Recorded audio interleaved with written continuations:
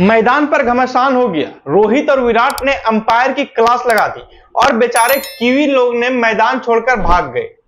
Pavilion की ओर दौड़ते भागते हुए खिलाड़ियों को देखने के बाद लगा कि कोई किसी को रन आउट कर रहा है, लेकिन यहाँ पे माजरा तो कुछ और ही था। दरअसल हुआ यूं ही कि जब टीम इंडिया ऑल आउट हो गई थी तब कुछ वक्त का मैच बचा हुआ था, लगभग 7 से 8 ओवर और हो सकता था, और आखिरी में कोई भी टीम बैटिंग करने से कतराती है, खास करके जब 8-10 ओवर बचे रहे तो।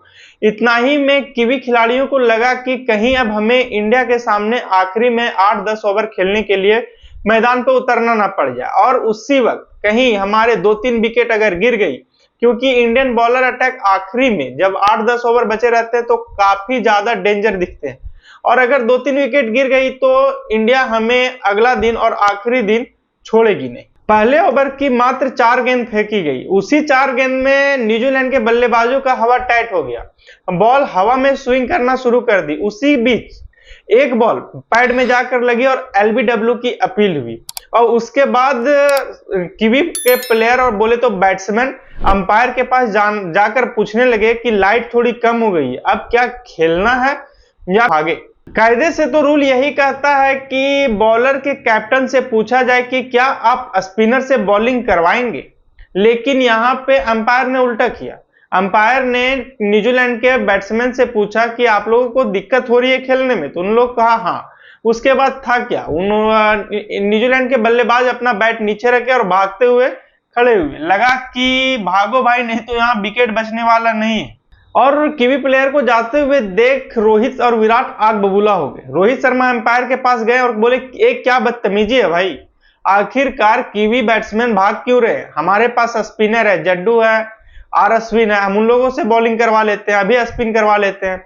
उसी बीच अंपायर के साथ कुछ बहस चल रही होती है रोहित शर्मा के साथ। उसी बीच अब उधर से विराट कोहली आते हैं। विराट कोहली भी सेम चीज दोहराते हैं कि आप क्या नौटंकी करवा रहे हैं, क्यों आखिर कीवी खिलाड़ियों को आप मैदान से बाहर जाने के लिए बोल दिए, हमारे पास अभी 7-8 ओवर है, 7-8 ओवर में हम कुछ विकेट ले लेते और उसके बाद मैच हमारे मुट्ठी में आ जाती। और ये सब बहस देखकर न्यूजीलैंड के बल्लेबाजों का डर और भी बढ़ गया।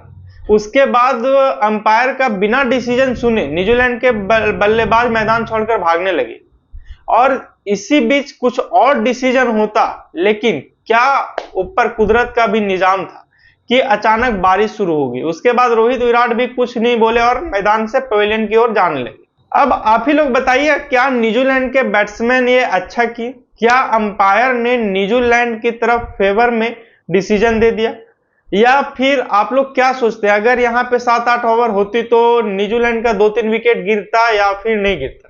कमेंट में जरूर बताइए, और ऐसी ही खबरों को लगातार देखने के लिए हमारे चैनल को लाइक सब्सक्राइब करके शेयर करना बिल्कुल नहीं भूलिएगा, क्योंकि इस तरह की खबरें हम अपने चैनल पर आप लोगों के लिए हमेशा लाते रहते हैं। धन्यवाद।